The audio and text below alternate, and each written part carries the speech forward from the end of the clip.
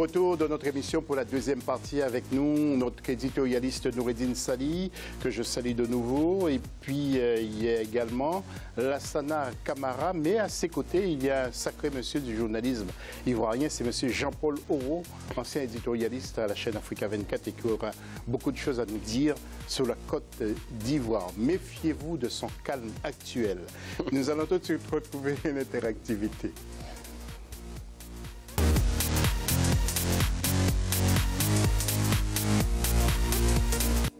Et les sélections africaines peuvent-elles être plus compétitives avec des entraîneurs locaux? Vous n'hésitez pas, vous continuez à intervenir sur Facebook, Africa 24 TV ou sur Twitter, le hashtag Africa 24. Deuxième partie de notre émission tout de suite.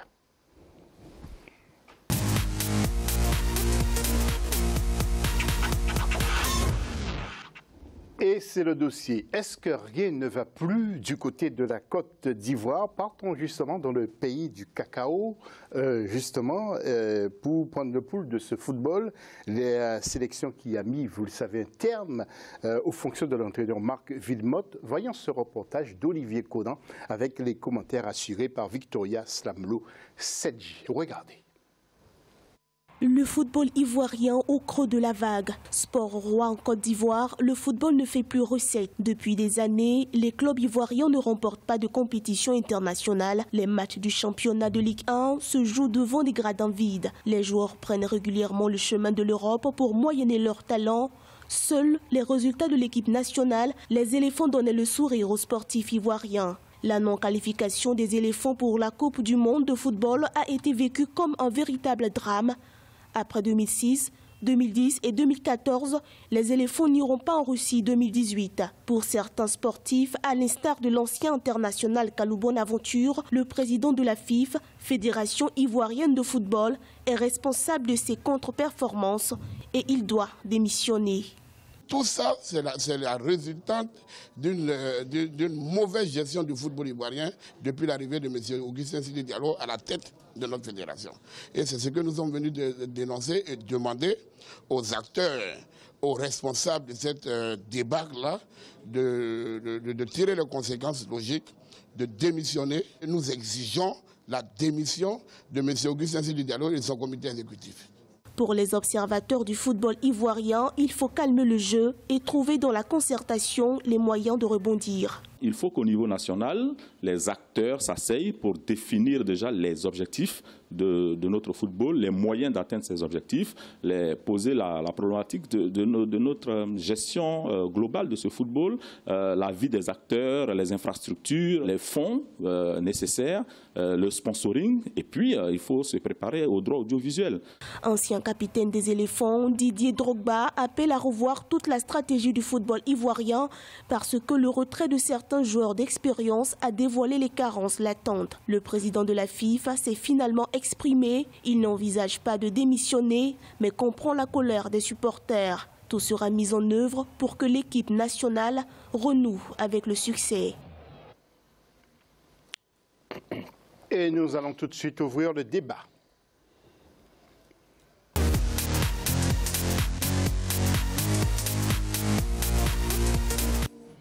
Oui, Jean-Paul, je m'adresse à vous tout d'abord parce que vous êtes journaliste ivoirien. Ça ne va pas, mais vous laissez faire, vous laissez les choses comme elles sont, on s'en fout complètement.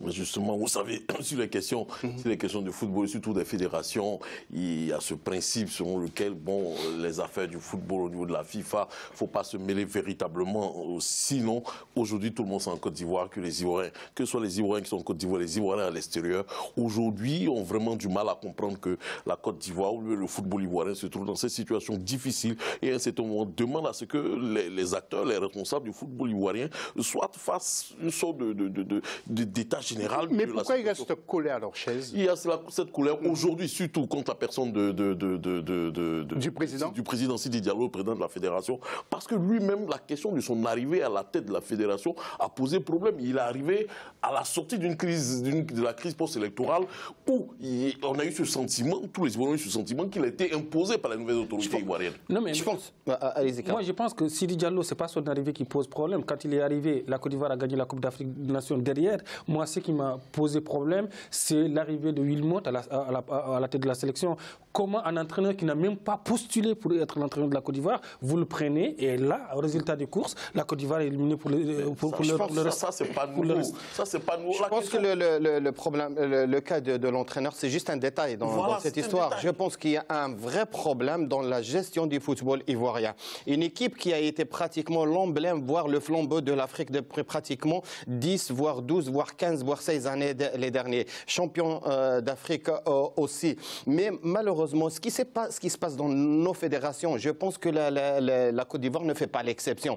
C'est que l'équipe, quand le bâtiment va, tout va. Quand l'équipe nationale va, tout le monde se tait. Mais malheureusement, les résultats, voire la participation, les participations respectives de la Côte d'Ivoire ou bien d'un autre pays dans les compétitions internationales, et notamment la Coupe du Monde, doit se voir sur le travail d'abord, sur le terrain, oui, mais ça, sur l'infrastructure. Nous reconnaissez quand même que ça ne s'est pas produit. Marc Wilmot savait que ça n'allait pas. Et pourquoi quand même? Pour moi, Marc Wilmot, d'abord, c'est la plus grande erreur. C'est quelqu'un qui ne connaît rien du tout de l'Afrique. Mais comment expliquer que la Côte d'Ivoire perd un match important sur sa terre, sur son territoire? Mais ils n'ont pas perdu le match contre la Tunisie. Je pense que la décadence a commencé. C'est contre le Mali où ils n'ont pas fait de match. Même contre le Gabon aussi, où ils gagnent au Gabon 3-0, arrivé à Boaké, ils sont incapables de gagner le match. Et puis sur cette question, il a posé des choses à mon sens. Il y a des vrais problèmes endogènes qui sont là, qui sont liés. Et quand son arrivée est super importante, aujourd'hui, Sidi Diallo estime qu'il est intouchable en Côte d'Ivoire. Et comment? Pourquoi? Justement parce que beaucoup de responsables des clubs en Côte d'Ivoire estiment qu'il est imposé et qu'il a la protection du président de la République. Malheureusement, voilà, une réalité. Je vous donne un exemple qui est tout à fait simple. Lors de la dernière participation à la CAN, le président de la fédération, Sidi Diallo, il passe par son ministre de tutelle normalement pour soumettre le budget de participation à la dernière CAN. Et le ministre du ministre des Sports, qui a été dégommé après M. Alain Lobognon, lui demande un certain nombre de justifications, d'explications sur certaines lignes par rapport au budget. Sidi Diallo, pas content. Il ne revient plus vers le ministre et subitement toute la Côte d'Ivoire apprend que le président de la République a décidé de donner. Il est passé outre Alain Lobognon. Aujourd'hui, il y a eu des détournements sur les primes des joueurs qui ont remporté la Coupe d'Afrique. Et aujourd'hui, ça a coûté la place au ministre des Sports.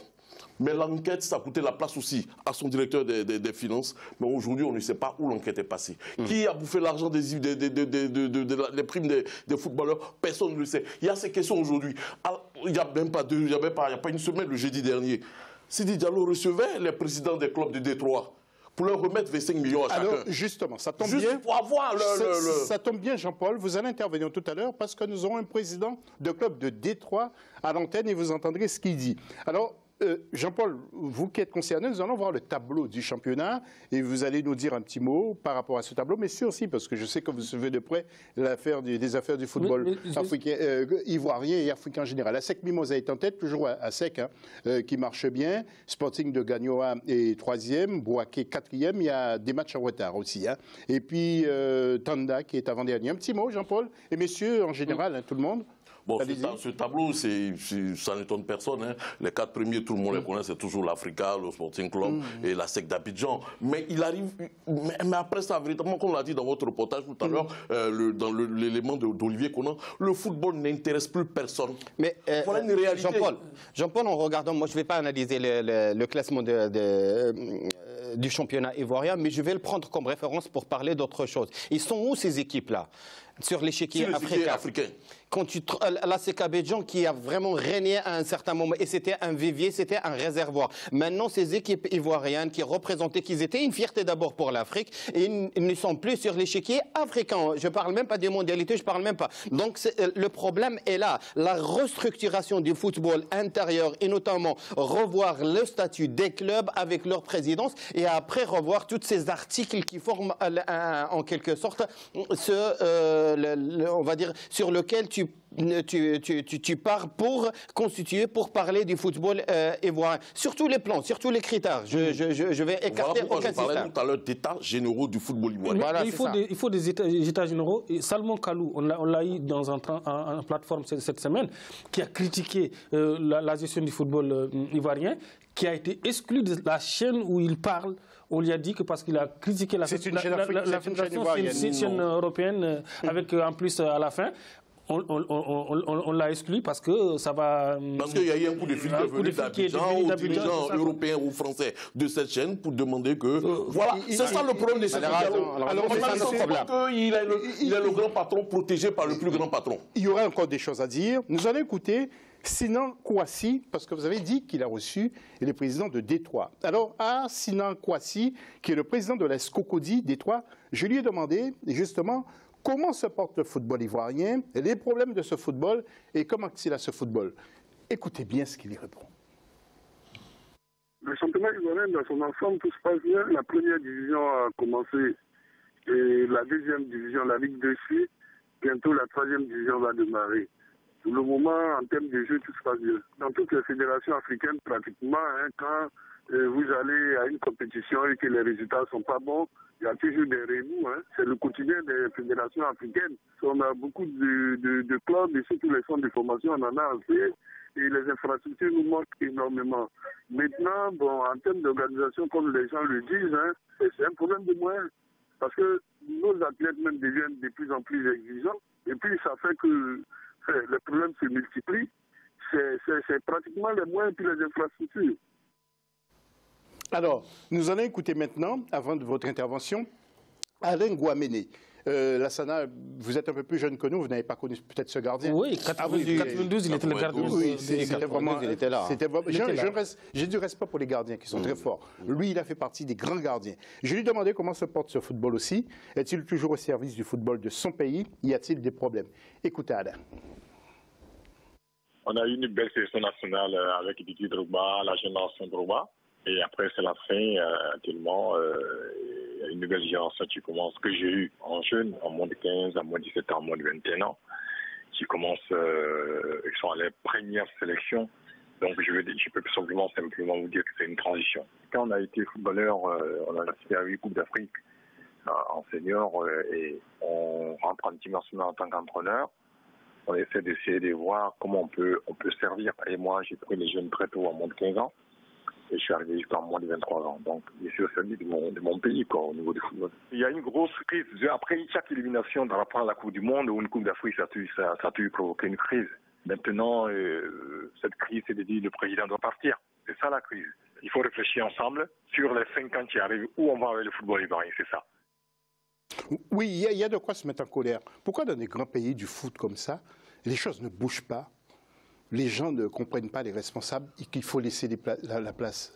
Tout simplement, je reviendrai sur le cas ivoirien pour parler plus spécifiquement. Le cas ivoirien, les Ivoiriens ont le sentiment clair que l'affaire du football ivoirien n'est pas dirigée par les professionnels du football ivoirien. C'est plutôt dirigé par quelqu'un qui a été imposé aux Ivoiriens, au président du club, par les nouvelles autorités ivoiriennes. Et ça, c'est un gros problème.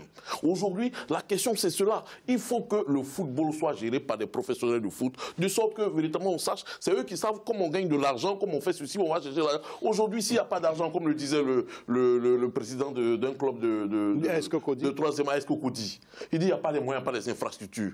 Mais si personne ne s'intéresse, il y a un désamour au niveau des populations, ils ne vont pas au foot, les gradins sont vides lors de chaque match. Mais quel annonceur voulez-vous qui s'amène sur le football? Aucun annonceur viendra, puisque quand j'y vais, qui me voit? Personne. Donc voilà une réalité. Il faut que le football soit attractif. Il n'en est plus en Côte d'Ivoire. Et aujourd'hui, même les centres de formation, quand ils forment les joueurs, c'est comme je dirais à l'exportation. Je forme un gamin, je le prends à 12, 13, 14 ans. J'espère qu'au bout de temps, il va avoir la vingtaine d'années. Je pourrais l'envoyer peut-être au Maroc, en Tunisie et espérer peut-être plus loin. Voilà, c'est ça. Voilà les réalités du football en Côte d'Ivoire. Parce que les présidents de club ou les centres de formation, la réalité ivoirienne, c'est-à-dire le contexte ivoirien, former des gens pour le championnat ivoirien, ça ne les intéresse pas. Dans Afrique, notre carence, c'est le développement du football amateur. On regarde toujours le plus haut, on regarde toujours un petit peu les grandes équipes et leurs performances. Mais c'est la base qu'il faut travailler. La pyramide, tu ne peux pas la renverser. Il faut un sommet, il faut une base. Et commencer par la base si tu veux arriver au sommet. Bien vu. Alors, Alain Guaméné, le président en place ne le supporte pas, d'après ce qu'on va comprendre. Écoutez ce qu'il dit. Ben, je lui ai demandé d'abord, est-ce qu'il veut être entraîneur de la sélection? Écoutez ce qu'il dit. J'ai fait toutes les sélections. J'ai fait déjà l'équipe nationale senior. J'ai fait la Coupe du Monde de 2006, en tant qu'entraîneur à Jean-Marie Michel. Et c'est après que j'ai pris les jeunes en 2007 jusqu'à... j'ai fait les moins de 15, j'ai fait les moins de 17, j'ai fait les moins de 20 et j'ai fait les moins de 21. Donc oui, ça a été toujours mon souhait d'être entraîneur national. le président actuel n'a jamais voulu que je sois entraîneur. Tout le monde sauf Alain Guamene. Donc, il sait pourquoi. Ici, il me dit qu'il ne m'aime pas, c'est que je fais quelque chose de monstrueux dans le football. Parce que c'est pas un problème de personne, le football. C'est un problème de qu'est-ce qu'il va apporter au football. Mais ne pas m'aimer, ça ne résout pas le problème. Est-ce que j'ai une compétence pour diriger la sélection nationale? C'est la question qu'il faut poser. Si je ne l'ai pas, ok. Mais s'il pense que je peux l'avoir, que je peux diriger parce que je l'ai déjà fait, il doit dire oui. Mais ne pas aimer Alain Guamene, ça, bon, écoutez, vous savez, on ne peut pas dire à tout le monde, on ne peut pas aimer tout le monde. Et moi, je ne sais pas tout qu'on m'aime ou pas. J'aime le football, j'ai vu du football. On est là, on ne lâche pas le morceau et on fera tout pour diriger le football comme il faut. Oui, Augustin Sidi Diallo, il est téméraire quand même. José, c'est le neveu du président, il est intouchable. Mais son erreur, c'est quand il est venu, il a eu le bon wagon, il était champion d'Afrique. Mais quand tu es champion d'Afrique, ne dis pas que je suis champion d'Afrique, je vais dormir. C'est ça son problème. Quand tu es champion d'Afrique, tu t'entoures de meilleurs, tu essaies de construire le football ivoirien, comme il l'a dit, parmi le base. Avant, il y avait le centre de formation de la SEC Limosa qui était le meilleur en Afrique. Les joueurs sont sortis, ils sont devenus des professionnels, après il n'y a rien derrière. Donc il faut que le football ivoirien commence par le bas, il faut qu'on appuie sur la formation. Ça passe par des joueurs comme Alain Guamene, ça passe par le Drogba, ça passe par le Kolo Touré qui aujourd'hui est l'entraîneur adjoint de la Côte d'Ivoire. Oui, mais vous savez que Drogba a déjà pris ses distances. Donc ça passe par ces joueurs-là. C'est parce qu'il est devenu ambassadeur. Parce qu'il est conscient de ce panier à crabe qu'est la Fédération ivoirienne de football. Et puis derrière ça, comme le disait Nassana. Pour conclure. Pour conclure rapidement, tout dernièrement, on a entendu le président de la Fédération parler du football à la télé ivoirienne. Parce qu'entre-temps, comme on disait, Salomon Kalou l'avait décrié, l'ancien président de la Fédération, Jacques Anouma, l'avait décrié, beaucoup d'anciens sportifs l'avaient décrié. Aujourd'hui, il parle. Tout le monde avait le sentiment que véritablement, ça allait être le moment de tout aplanir. Non, il est venu, il a dit pardon. En réalité, mais derrière, il a réglé ses comptes avec ces mêmes personnes que je venais de citer tout à l'heure. En réalité, Sidi Diallo a un certain sentiment de toute puissance. Il sait qu'aujourd'hui, il est la tête de la Fédération et rien ne peut lui arriver parce qu'il a la protection du président de la République. Et ça, c'est une réalité qui, au plus haut niveau, supporte les Ivoiriens et surtout les professionnels du football en Côte d'Ivoire. On a fini, Noureddi. Malheureusement, ce qu'on retiendra aussi, c'est que le président de la Fédération est le neveu du président de la République. Oui. Donc, il est quelque part un peu protégé. Ce n'est pas une exclusivité en Côte d'Ivoire, c'est connu de tous. On se retrouve tout à l'heure pour la troisième partie de l'émission. À tout de suite.